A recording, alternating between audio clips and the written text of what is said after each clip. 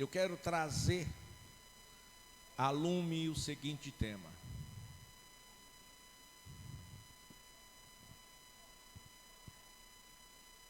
avivamento. Diga comigo, avivamento. Já. Já chegou? Deu nem? Chegou? Já chegou. Graças a Deus, irmão. Não precisa se preocupar. Glória a Deus. Jesus é lindo, né, irmão? Maravilhoso. Ele cuida dos seus filhos, mas cuida mesmo. Glória a Deus. Avivamento já. Esta palavra, gramaticalmente, ela é um advérbio. E o advérbio é a palavra que vem antes do verbo. E esta palavra significa neste momento, significa agora, significa imediatamente.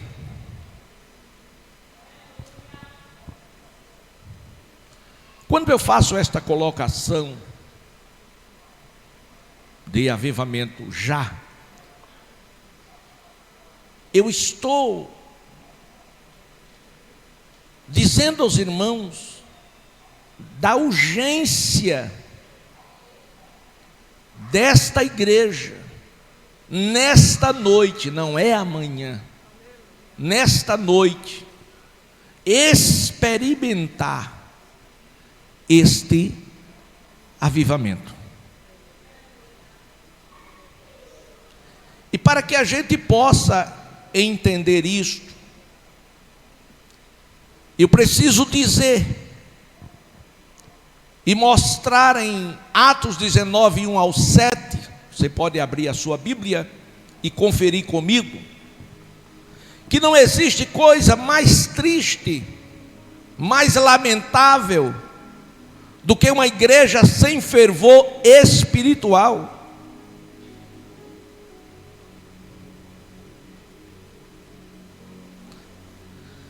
Uma igreja sem fervor espiritual, irmãos, ela deixa de ser um organismo vivo, santo e poderoso, e ela passa a ser uma organização,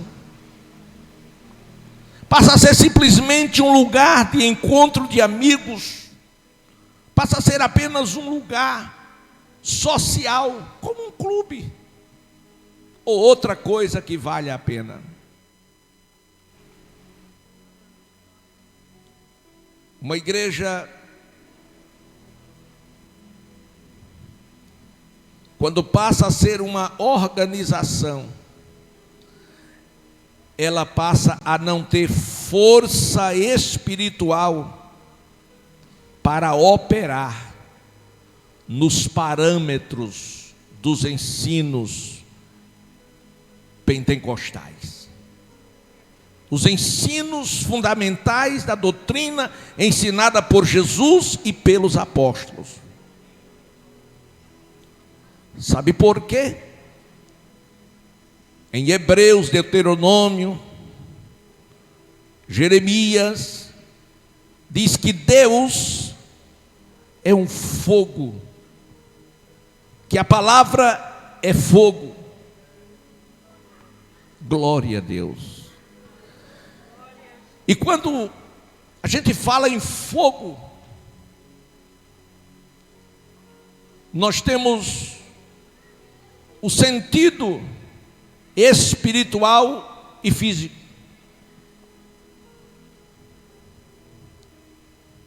Nas academias você aprende que fogo é desenvolvimento simultâneo de calor e luz produzido pela combustão. Isso não diz muita coisa. Para aqueles que não passaram por lá. E pelos que passaram, fica o entendimento, o conhecimento acadêmico, filosófico. Mas quando a gente fala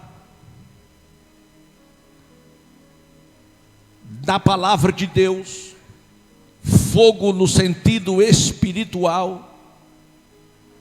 A gente contempla as palavras de Cefas e Cleopas, que vinham de Jerusalém para a sua aldeia em Emaús, e foram acompanhados por um terceiro viajante, que perguntou que palavras eram aquelas que eles trocavam no caminho, que eles estavam por demais desanimados, porque a visão deles era uma acerca da pessoa do Senhor, e agora eles estavam decepcionados.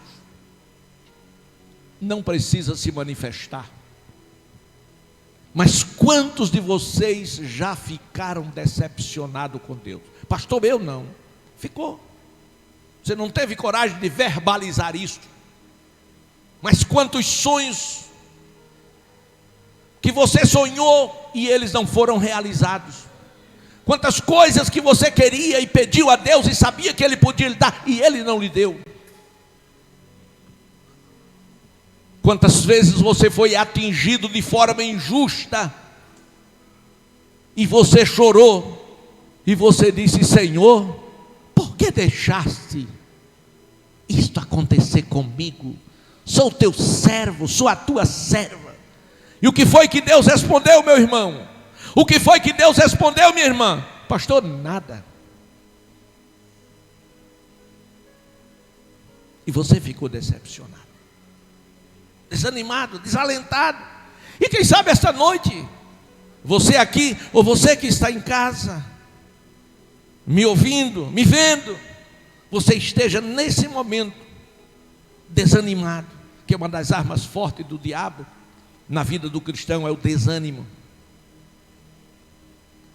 Então aqueles dois homens desanimados de volta para sua casa, o terceiro viajante o acompanha e pergunta quais são as palavras. Ele diz: és tu, porventura, forasteiro, que não sabe das últimas notícias do que tem acontecido aqui em Jerusalém? E ele diz: quais? Acerca de Jesus. Nós, eu e meu companheiro, nós pensávamos. Passado. Me ajude aí os professores. Passado. Nós pensávamos que fosse Ele que viesse redimir a Israel. Glória a Deus. A Bíblia diz, irmãos, que os pensamentos de Deus não são como os pensamentos dos homens. Glória a Deus. Aleluia. Eles pensaram de uma maneira, mas Deus estava pensando de outra. Jesus havia dito: se o meu reino fosse deste mundo, os meus servos pelejariam contra vocês. Glória, glória a Deus. Mas o meu reino não é deste mundo. Mas deu uma advertência, dizendo: no mundo vocês terão aflição, mas tende bom ânimo, porque eu venci. Agora tem uma coisa: aquele que me negar diante dos homens, eu negarei diante do meu Pai que está nos céus. E a gente pode negar com a nossa desobediência, pelas nossas atitudes.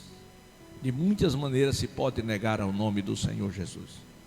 Se escondendo, tentando esconder a nossa identidade como Pedro, para não ser delatado, denunciado, para não sofrer consequências. Tem muitos cristãos que escondem a sua identidade em determinados lugares. Aleluia. Aleluia. Então, amados irmãos, a falta de fervor espiritual numa igreja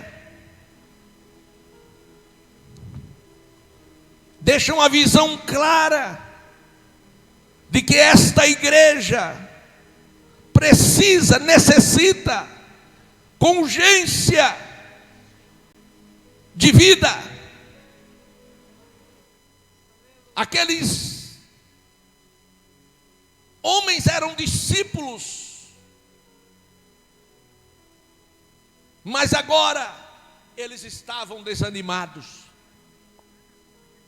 E até que chegaram na sua casa, Jesus fez menção de passar, e eles não sabiam que estavam andando com Jesus.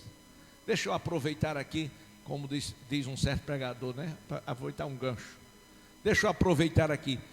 Eles não sabiam que estava com Jesus. Olha para mim aqui. Você sabia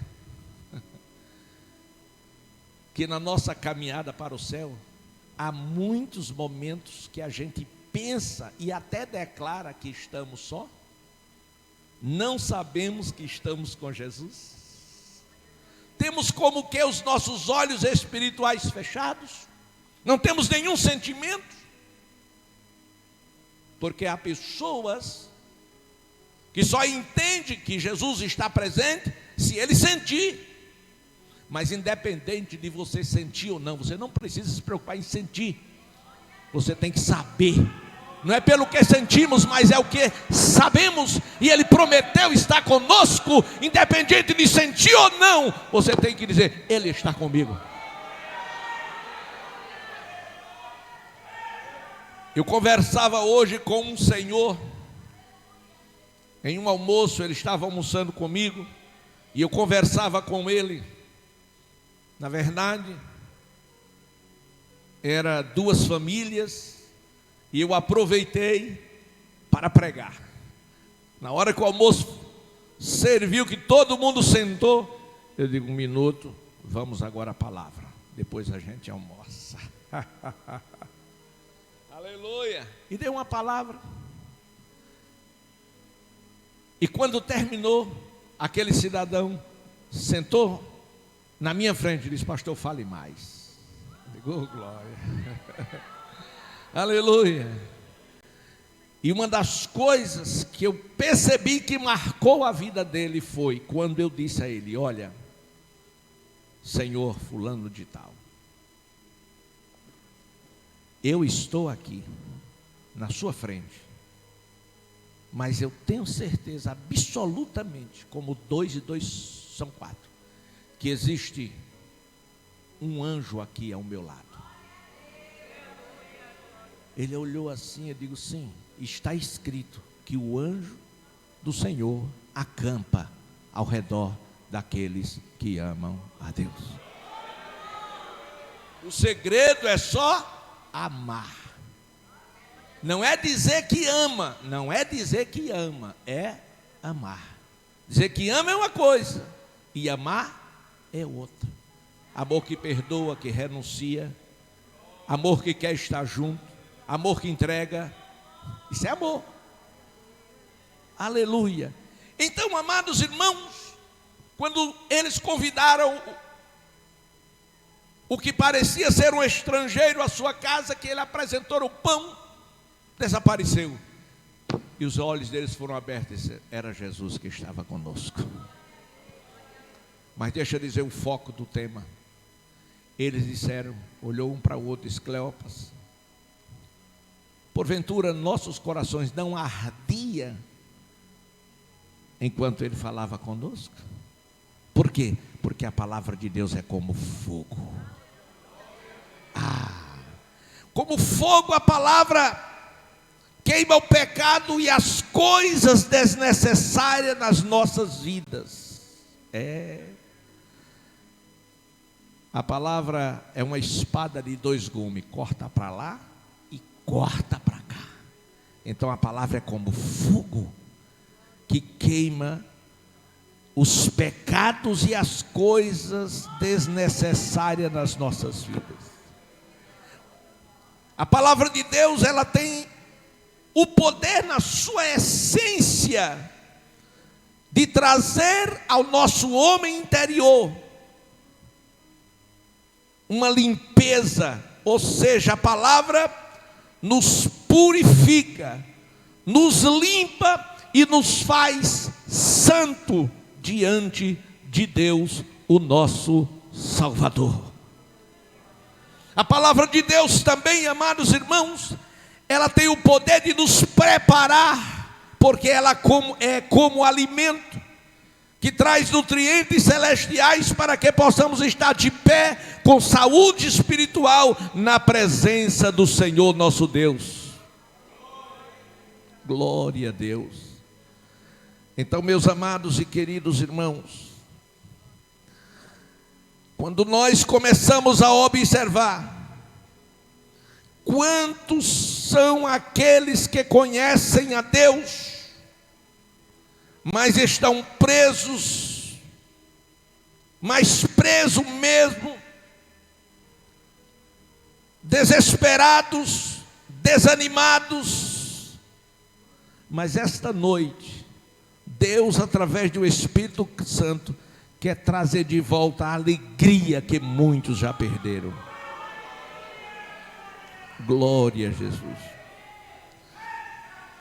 Então, quando nós clamamos por um avivamento, nós clamamos por uma experiência nova, clamamos por um renovo na nossa alma, nós clamamos por estarmos vivos na presença de Deus. Glória a Deus para todo o sempre. Em Atos 19, nós observamos aqui uma igreja que estava em Éfeso. Quando o Apolo saiu de lá para Corinto, Paulo, tendo passado por todas as regiões mais altas, chegou a esta igreja em Éfeso e encontrou ali um pequeno número de irmãos, seguramente 12 discípulos. E Paulo, participando daquele culto, ele viu que alguma coisa estava errada. Alguma coisa estava errada. E ele perguntou: recebestes porventura o Espírito Santo quando crestes? Perguntou Paulo aqueles irmãos ali em Éfeso. E eles responderam prontamente: pelo contrário, nem mesmo ouvimos que existe o Espírito Santo. Pense um culto frio, um culto cheio de formalidade. Quem sabe um culto parecido com o culto em Laodiceia, obviamente com algumas características diferentes, que veremos já já. Glória a Deus. Veríamos.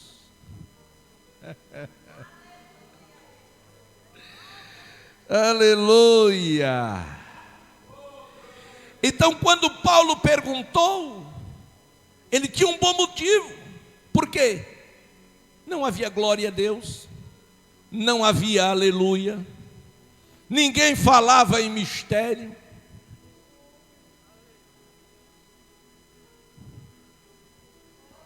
Havia só organização, liturgia.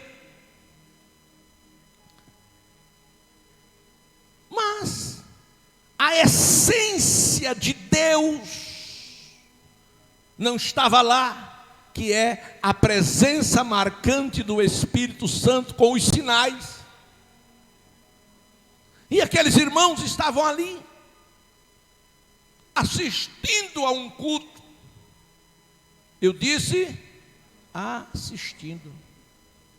Eles não estavam ali prestando um culto. Porque se eles estivessem prestando um culto, certamente, se aquele culto fosse aceito por Deus, Deus estaria dando resposta.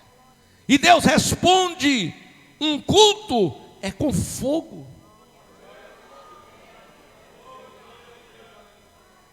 O fogo, irmãos, simboliza a presença de Deus. Vocês lembram de Moisés atraído pelo fogo na sarça? A sarça não se queimava. Por quê? Porque não era fogo, combustão, era a presença de Deus. E ele se aproxima, e ele, ao se aproximar, no meio do fogo, uma voz. Porque quando Deus chega, todas as coisas mudam de valor.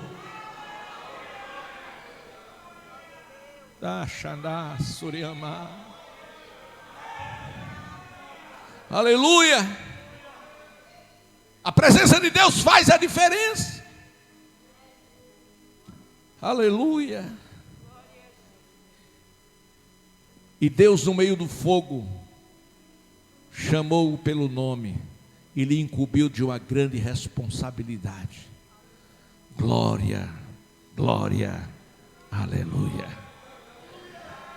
Então aqueles irmãos estavam tão frios que Paulo teve dúvidas se era ou não uma igreja do Senhor Jesus.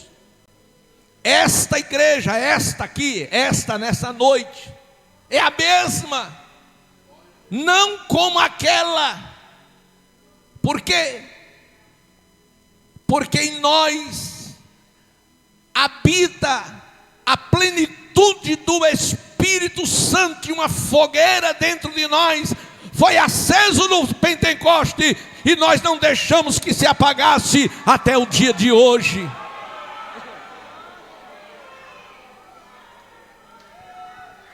Porque é assim. Não se acende uma fogueira sem lenha. Diga, tem que ter lenha. Isso. Aleluia. Aleluia. Você coloca a lenha. Em cima da lenha você coloca, faz a sua oferta, faz o seu sacrifício ao Senhor. Tem crente que não sabe sacrificar a Deus.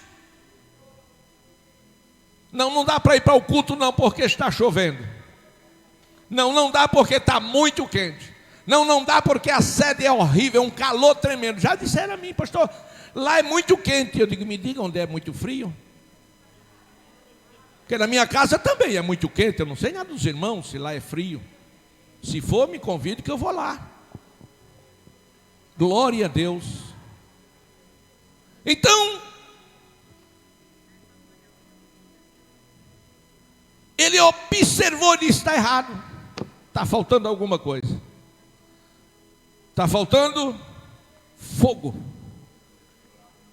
Aleluia. Eu vou conjecturar. Eu acho que Paulo chegou muito cedo, não tinha ninguém ainda, ele ficou observando, e os irmãos foram chegando, cada um que foi chegando, foi sentando, colocando os assuntos em dias, conversando. Se fosse hoje, abriria o celular, o iPhone, ia dar uma navegada enquanto o culto começava, e ficava por ali, batendo papo. E quando chegou o pastor daquela igreja, ele disse, vamos começar o culto, meus irmãos. Vamos ficar de pé. Ó Deus, obrigado por este culto, amém, amém. Vamos ler uma palavra, querido. E Paulo olhou assim, assim.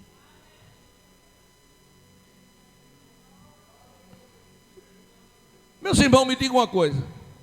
Vocês receberam mesmo o Espírito Santo? Ele, não. Nem sabemos que haja Espírito Santo. Como não? E vale lembrar que quem passou por ali foi Apolo. E Apolo tinha mensagem. E Apolo era fervoroso. Mas tem pessoas que é para si mesmo. Não se investe na responsabilidade de levar outros a ser como ele. São coisas distintas. E Apolo não era batizado com o Espírito Santo e fogo. Ele não tinha como ensinar aquilo que ele não recebeu. Escute, diga comigo: Apolo era fervoroso, tinha o Espírito Santo, mas faltava fogo.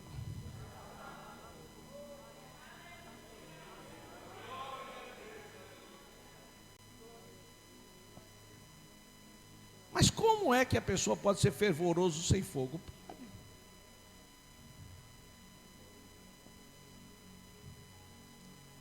Tem que ter lenha. E lenha simboliza a oração. Deixa eu dizer de novo. Tem que ter fogo. Para ter fogo precisa ter lenha. Lenha é oração. Se você é crente, se você diz ser pentecostal, mas se você não ora, escute, você vai acender uma fogueira. Você coloca a lenha, coloca a bucha e toca fogo, e a fogueira acende. No começo você tem que dar umas abanadas, né? Churrasqueira, é uma churrasqueira que é mais prática. Fogo. E na época junina, né? O pessoal faz aquelas enormes fogueiras. E está lá a fogueira. As horas vai passando, a lenha vai queimando, vai queimando, vai queimando. Daqui a pouco, o que vai acontecer? A lenha vai começando a ficar com crosta de cinza. E se não houver alguém que abane, ela termina se apagando. Se não houver renovo, ou seja, se não colocar mais lenha, aquela lenha vai se apagar. Se no meio de uma fogueira, por mais alta que esteja o fogo, você vai lá no meio daquela fogueira, um fogo lá em cima, você pega um tição aceso, tira da fogueira, um tição pegando fogo, aí coloca assim de lado, ele só. E o que vai acontecer com este tição? Apagar. Se tirar um crente cheio do Espírito Santo, batizado com fogo, tirar ele do meio da igreja, colocar ele de lado, ele esfria e daqui a pouco se apaga. É isso que o diabo está fazendo na nossa geração. A irmã faz uma cara feia para outra, não vou mais lá não.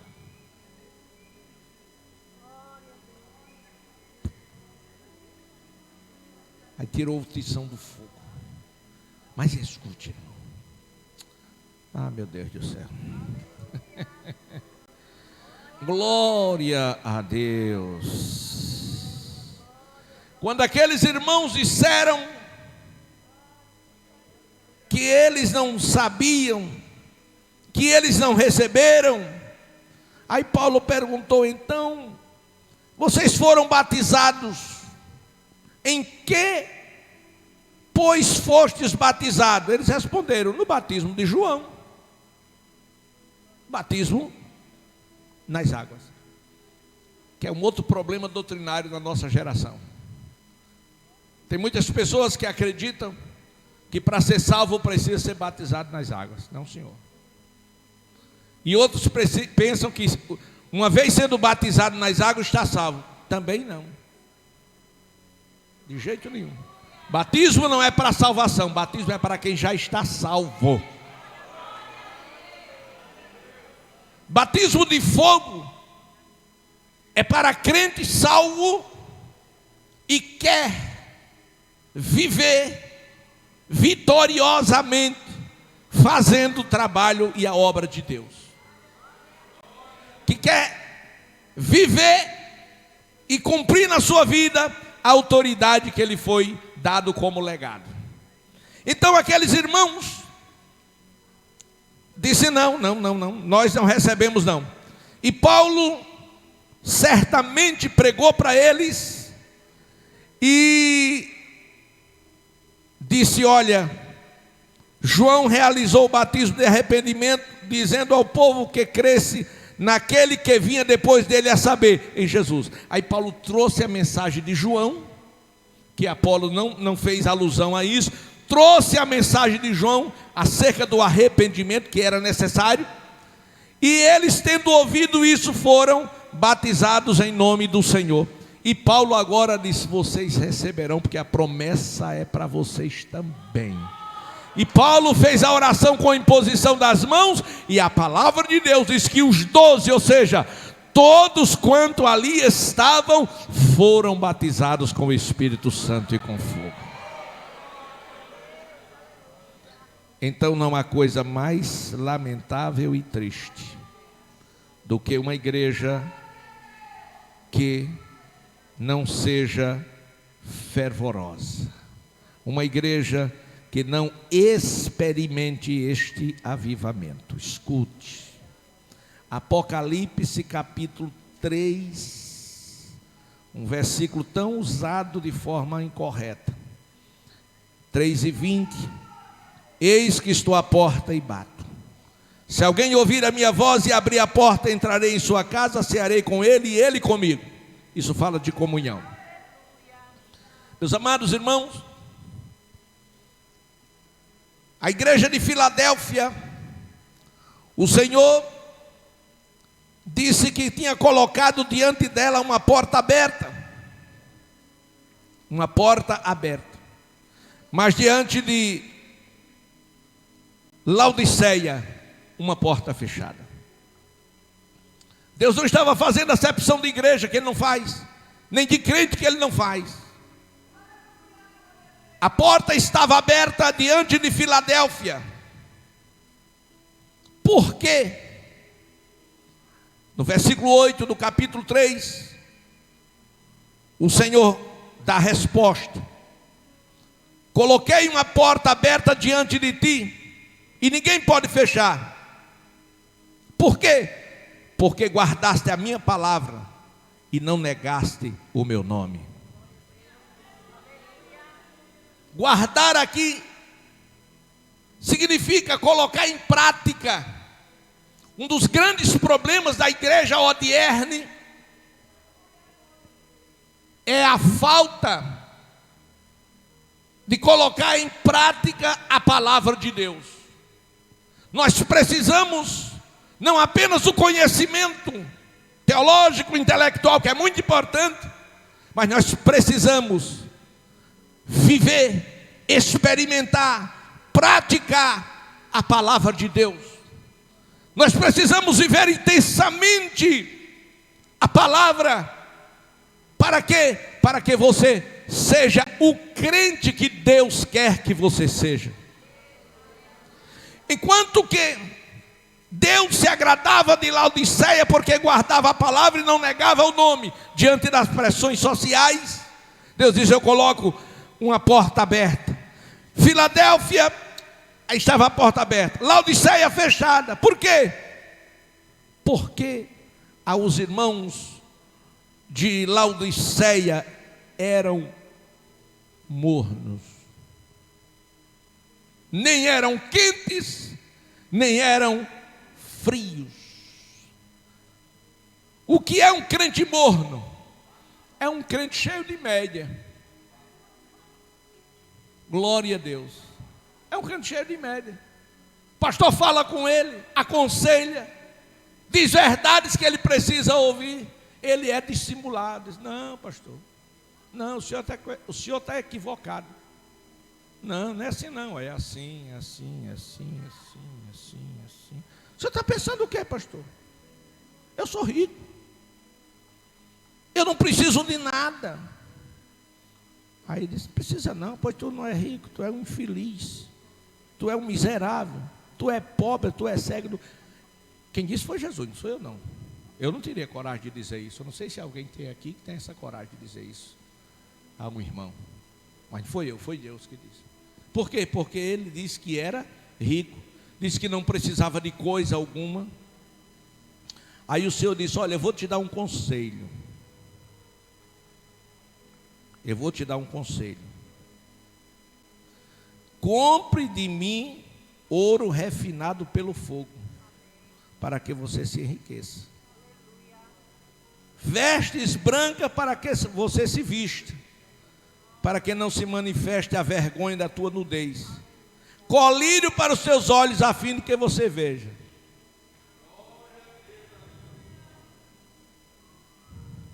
Não é o que você pensa que é, não é o que você quer ser, é o que Deus vê em você e em mim. Quando eu falo você, o primeiro sou eu. Vamos nos colocar de pé, irmãos.